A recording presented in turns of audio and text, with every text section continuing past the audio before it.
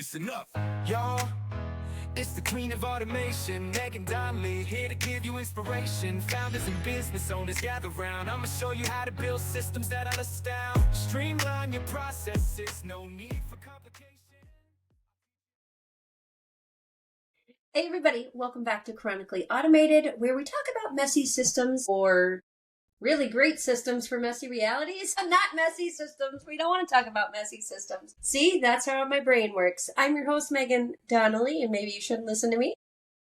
And I'm your co-host, Anthony Labasco, and maybe you should listen to me today. Who knows? Maybe not.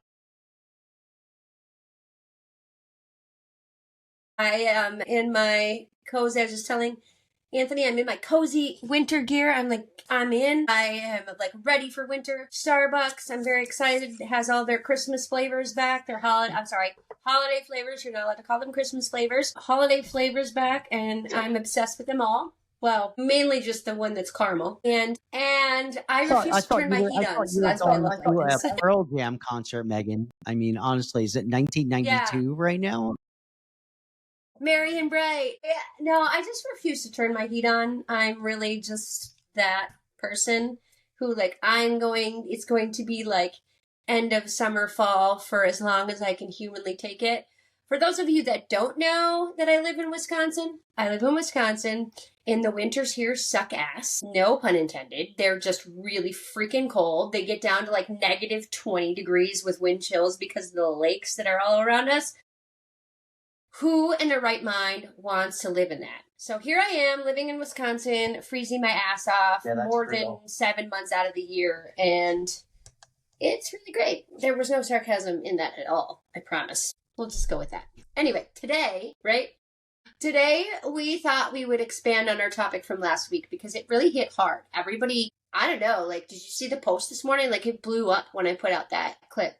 Everybody really resonated with talking about burning it down, right? We've all been there. When you're an entrepreneur and you're a solo entrepreneur, even just a small team, even if it's just you and a VA, we've all experienced this turning point of burning things down. So this week, we want to talk about the other side of burning things down, right? What do you do after you burn it down, and how do you build it back up?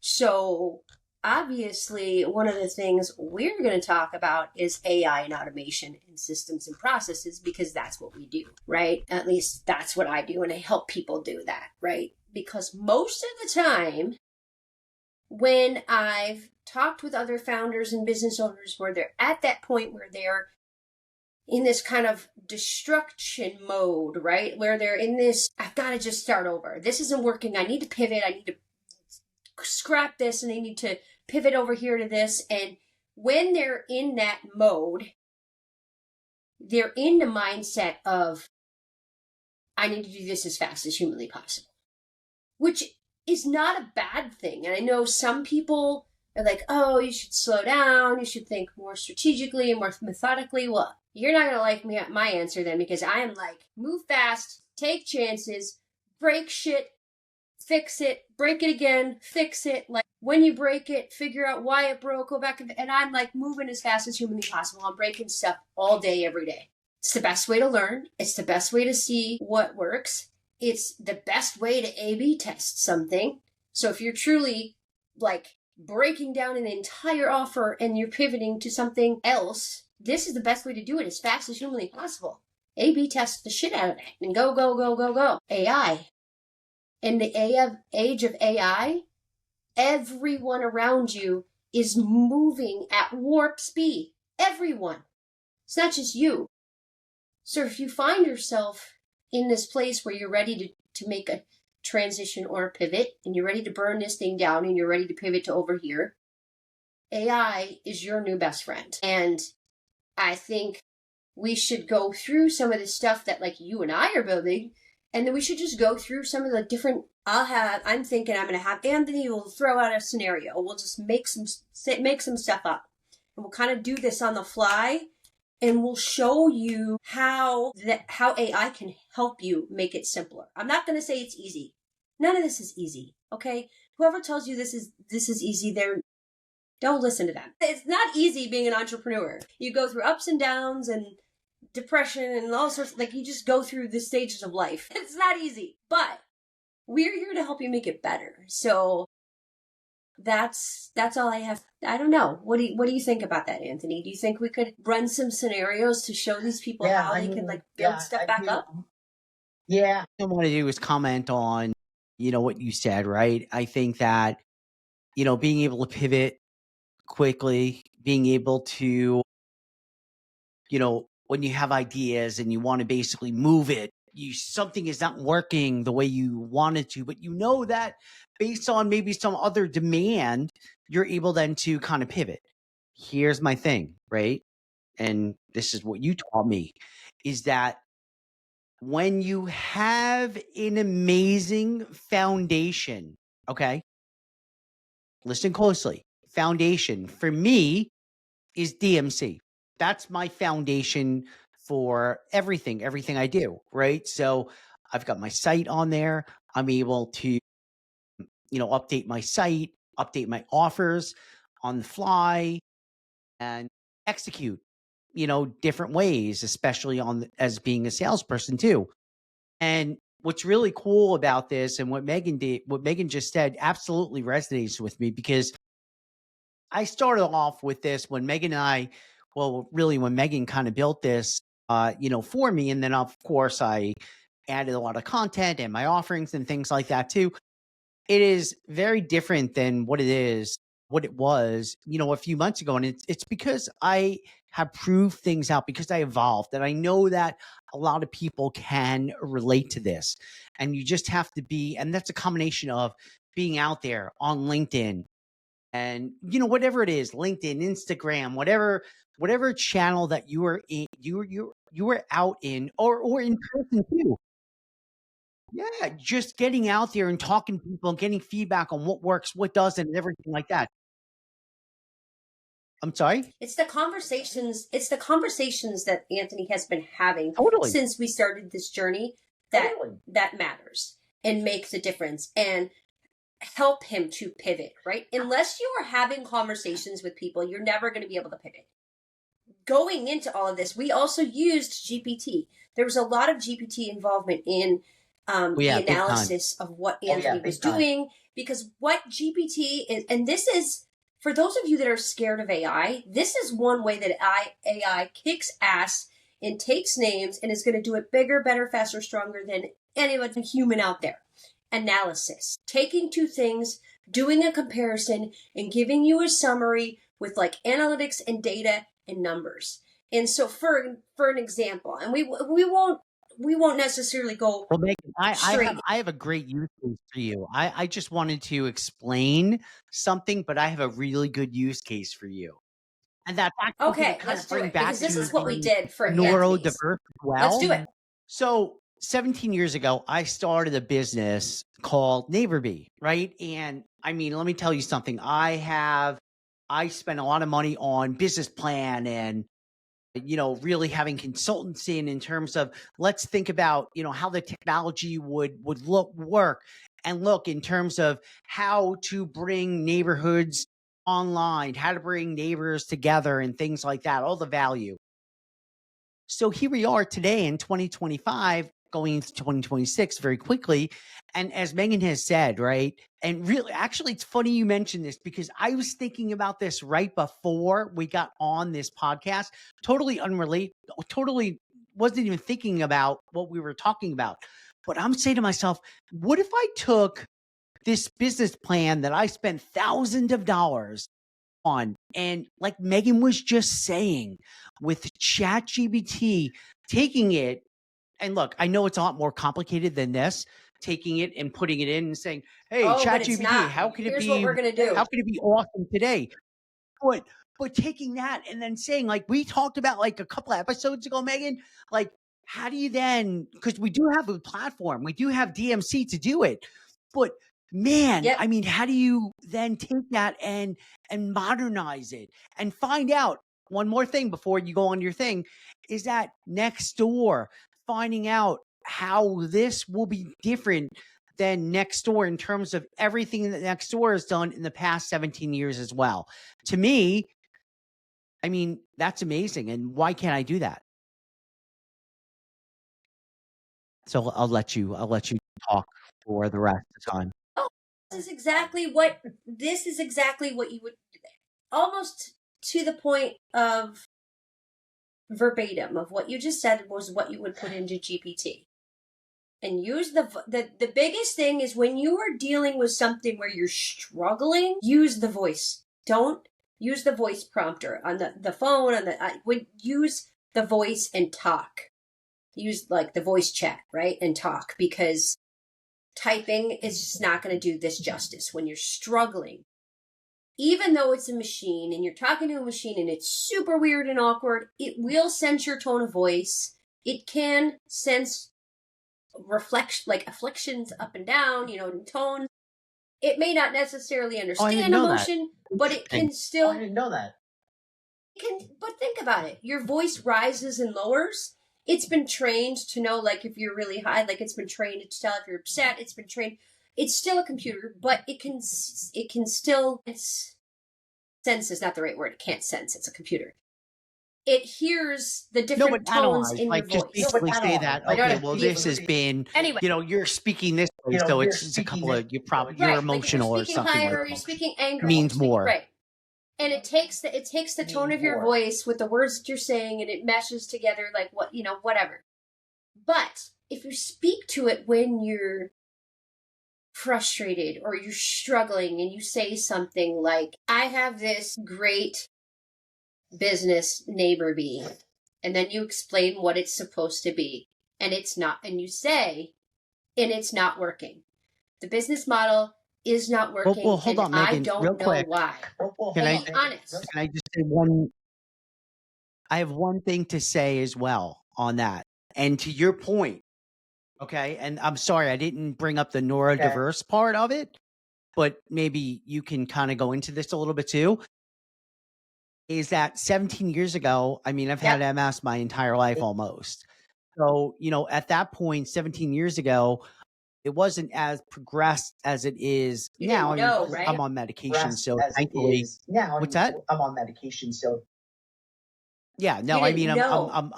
Did you know that you had MS? I didn't know. I had undiagnosed MS and everything, but that led to at that time a lot of brain fog, a lot of anxiety, things that I basically, being the person that I can accomplish anything, I can do anything, I was just so confused and overwhelmed.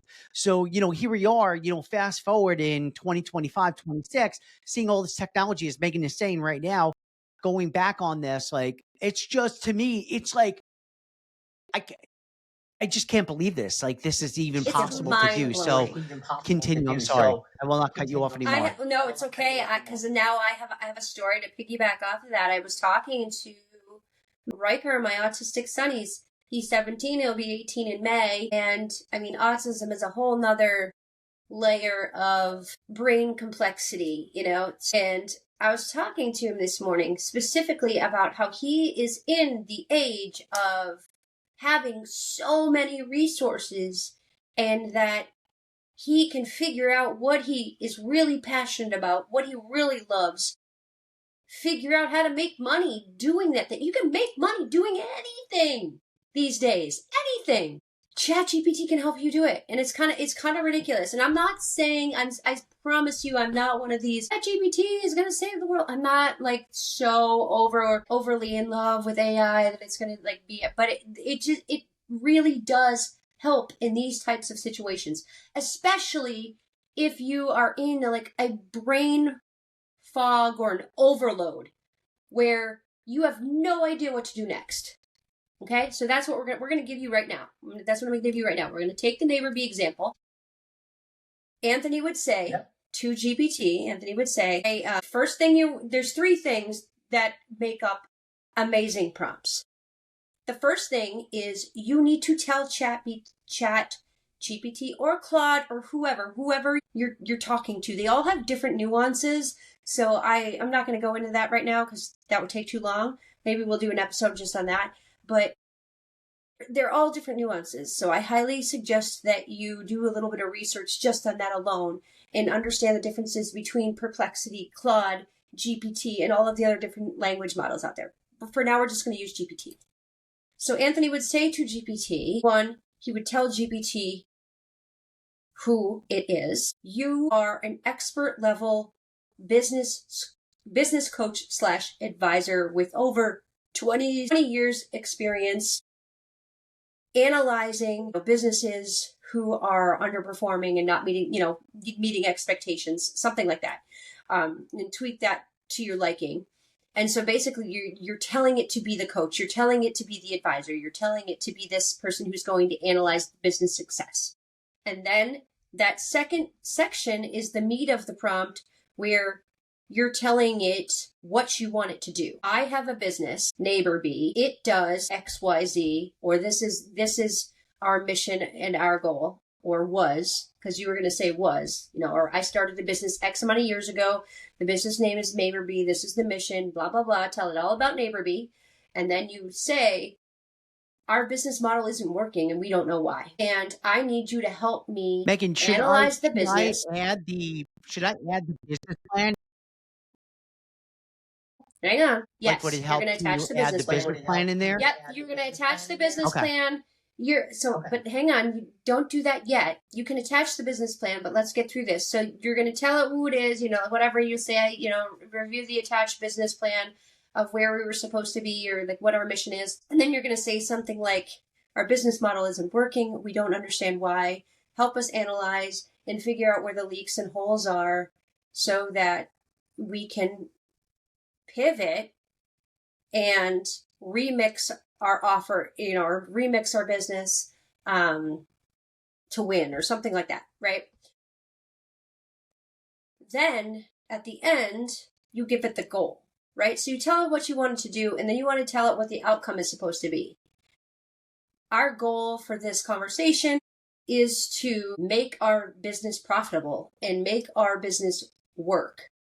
How can we do that, right? Enter. It's as simple as that. Now, at the end of all of this, after you put all these prompts, you need to tell it to ask you questions, right? As my advisor / coach, I want you to ask me questions to understand as much as possible about the business, our revenue, everything that we've done to date, and have it ask you the questions, and you will be amazed at what this thing is going to spit out. Because then after it does all of that, then you just continue having a conversation like it's your business coach.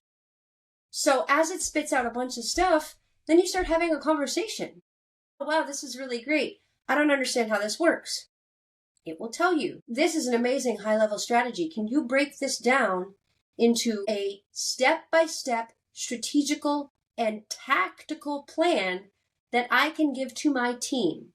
And then the next line would be, I want checklists. I want like a monthly or like a 30, 60, 90 plan. You tell it how you want to implement, how fast you want to implement it, and you give it those guardrails where you want your plan. I want my team to make this pivot and implement all of these changes in the next 30 days. How do I get from here to done and implemented in 30 days? What's the step-by-step plan? Give me checklists. Give me, what do I need to do exactly to get there? You're raising your hand. What's your question? You know why? Because I feel so bad of like cutting you off and stuff. Sorry about that.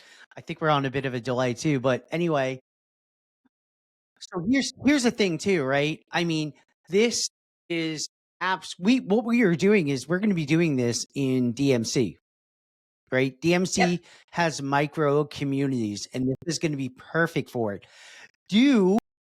I talk about how I'm going to be using that as well. Like, I'm just curious, or am I just looking for advice and then we'll back it in? Like, or what do you recommend? I recommend having it give you, and you can break it down. Once you do those three things and you get the initial information back from GPT, and you can start going through the questions, you should definitely tell it that if you have a platform that you're using, so DMC, and that's the platform, or if you have specifications like, I want to build this inside DMC, Digital Magic CRM, you would tell it that and it would know, or Klaviyo, or Constant Contact, whatever it is. Yes, absolutely, 100%. You need to give GPT as much information so that it knows. of course, you can always go back in at the end and say, this is fantastic. Can you now help me, knowing that, or you can say something like, I want to build this entire strategy and business model out inside Digital Magic CRM. Can you help me build an architecture for that system? Sure as shit, it's going to come up and it's going to say, this is fantastic. It always agrees with you. It's always going to tell you you're amazing and what a great idea. And so it's like just trained to always agree with whatever you say. Stop raising your hand. It's weird. But Meghan, we're on a delay, and I don't want to like come off as like constantly like, you know, interrupting. But when do I? So just generally speaking, I know we're talking about my specific, you know, my specific project, but this could be this. Obviously, this framework is used for really anyone. And let's say if anyone does have some, you know, information like I do, like I have a real tangible business plan, you know, that I still believe in, that I still love and everything like that. But when do I put that in? Like you talked about so many awesome things, but when at is that on the front end? Do I add that, or like when do I add that? I would put it in at the beginning when you create the first prompt, and when you create that middle section of where you're telling it what you want it to do, you can say, I've attached the business plan for you to review. We really believe in this business plan, but our execution method didn't pan out, or something like that. You just need to be really honest with it, and you need to feed it as much information. The more documentation that you can give it, the better, because then it will be it's building off something that's real then, and not trying to like scour the internet. And if you believe in like Nextdoor and some of those other like companies, like if you're curious to think what it, like you want to differentiate and stand out from XYZ competitors, like give it the competitor information. Say, here's the competitors. Like, go scrape their website, download it into a PDF, upload that into there. And you can obviously, I personally do not like just putting URLs and then having it scrape the URLs.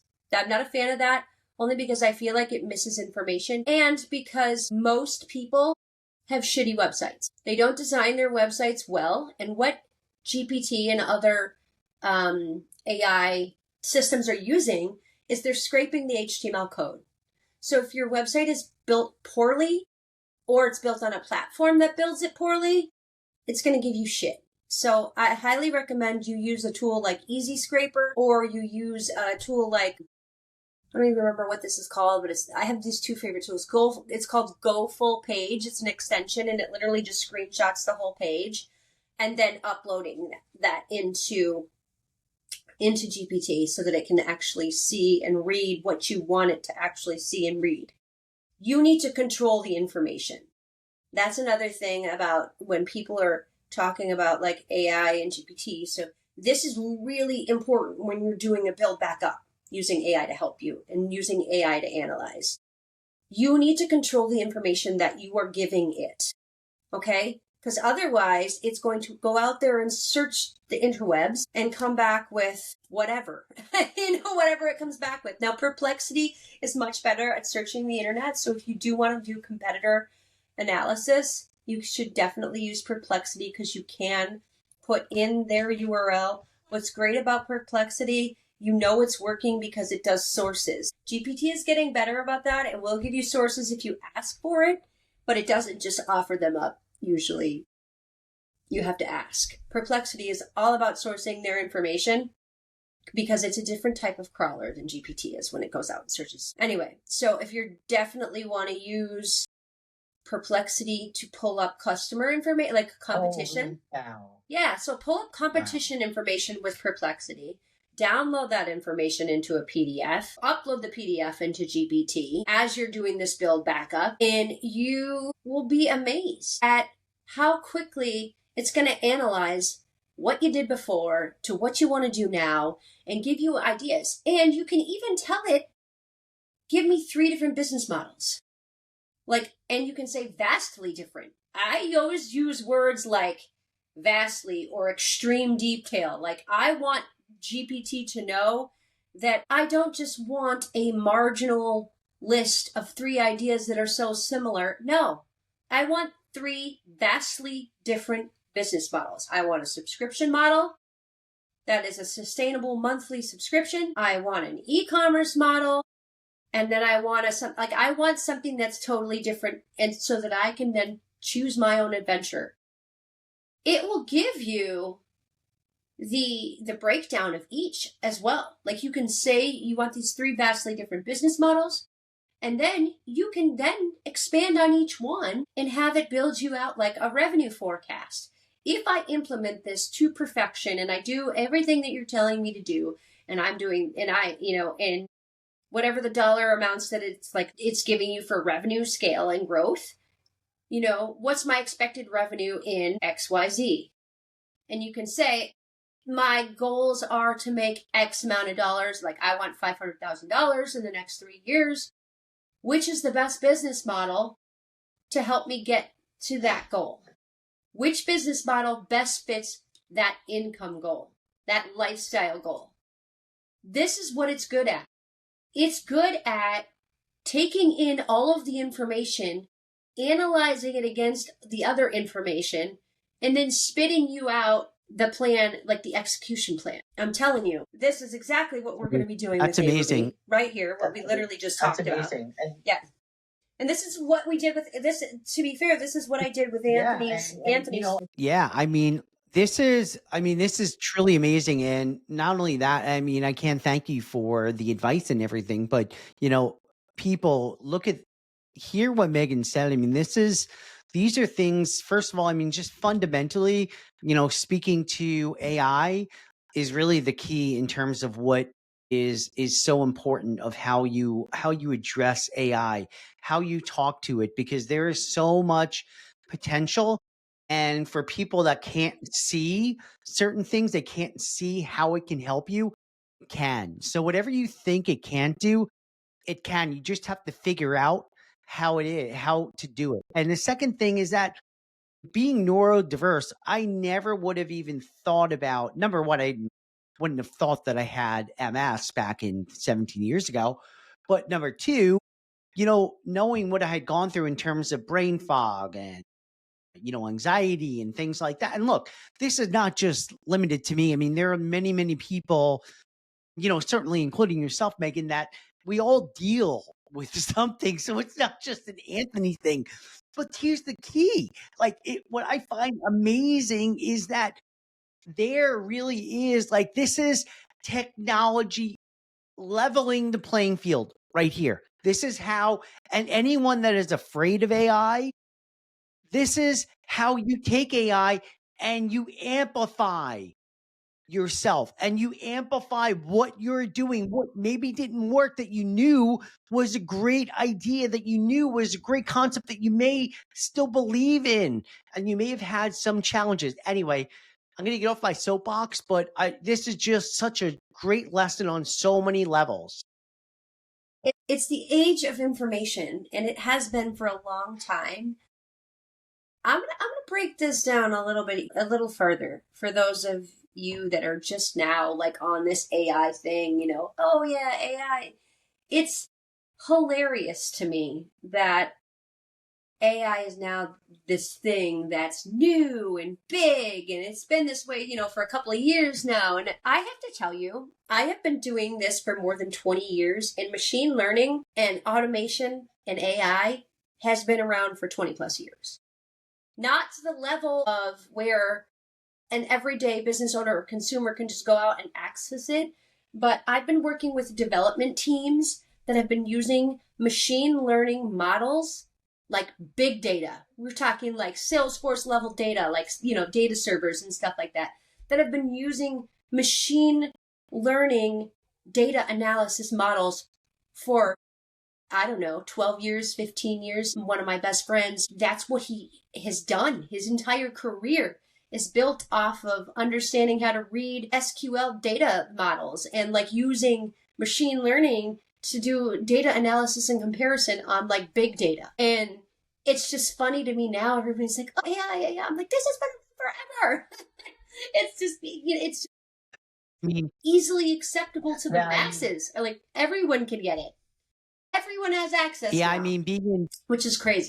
Totally. Being in technology, my entire career, and this is kind of nerdy, but, I'm a telecommunications guy. And, back in the 90s, we had something called frame relay. And what we did was we used to draw a picture of a cloud and going into the cloud, all these different spokes going into the cloud and everything like that. And then all of a sudden, you know, 10, 15 years later, it was called cloud.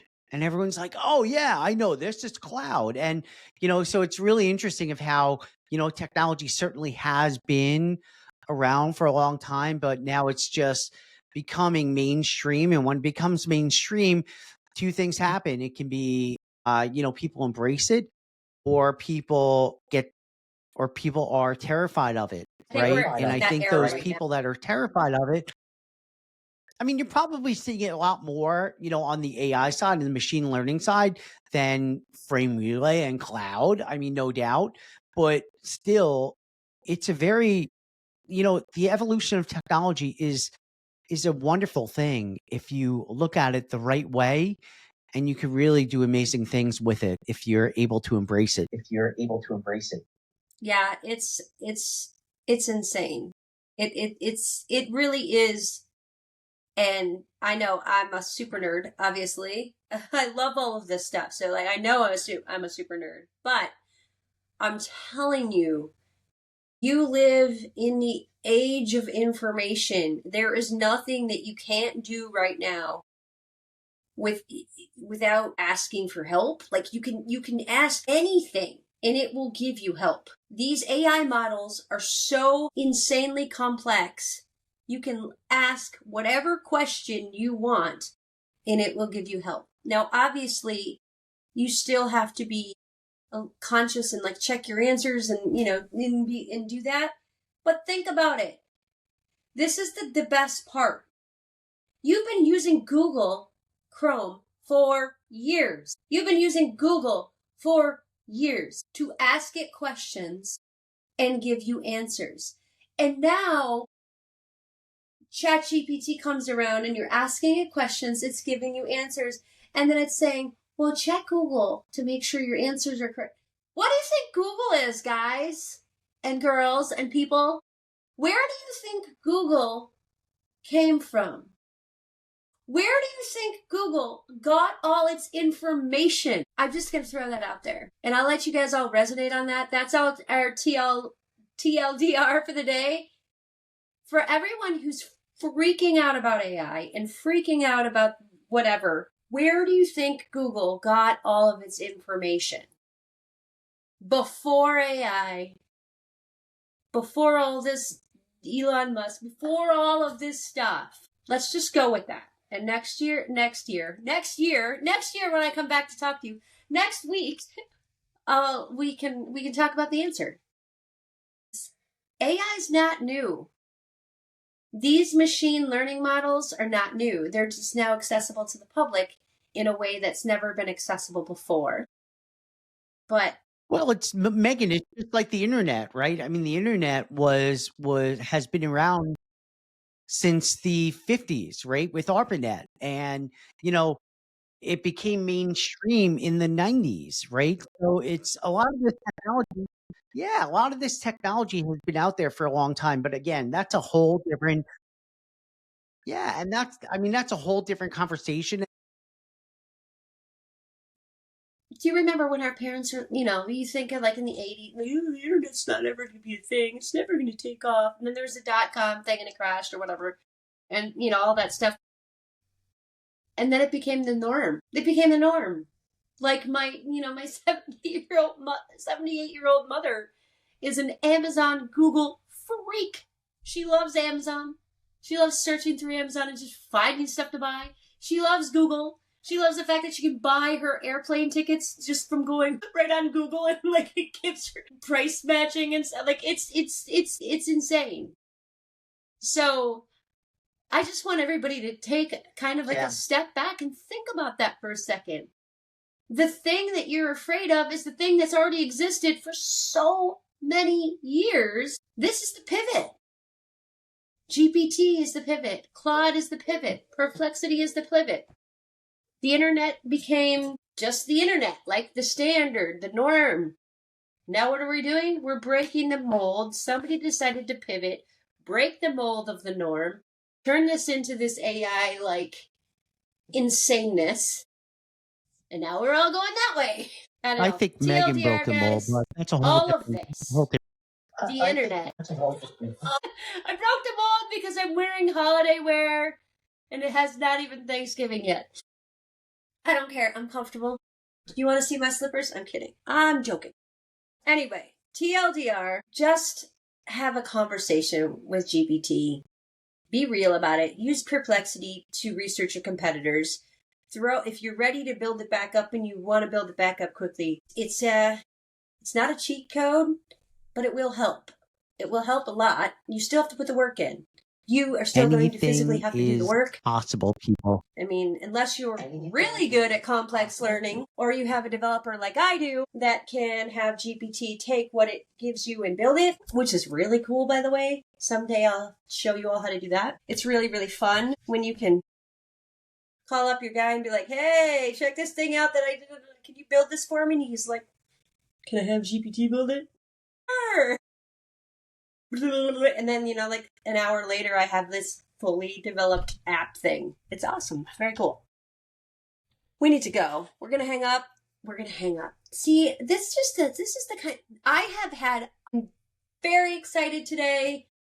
I'm really excited about the pivots because there's lots of pivots happening and coming. We will talk about those on this show and on the regular Queen of Automation podcast and in our content. But there's some really fun, exciting pivots happening on the DMC side. So more to come on that. Yay us. And that's all I got. All of this stuff, technology, automation, systems, processes, AI, it's all good. Unless it's broken, it's only good when it works. So we hopefully help you make it work. That's the plan. We're trying to help you make it work and give you tips and tricks and ways to help it make it work for you. All the things. Bye. I can't turn it off. My dog is barking like a... Is it done? I can't tell. All right, I have It's to run. not turning off, Anthony. It's still going. All right, I have to run. You run. Andrea will just cut out the end. Like, it's not... It's just... Do you see what it's doing? Yeah. You see the little red thing down at the bottom?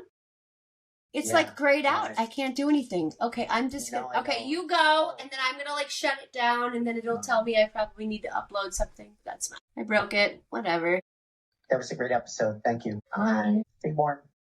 I'm trying. Oh, God. Oh, my God. Lay down.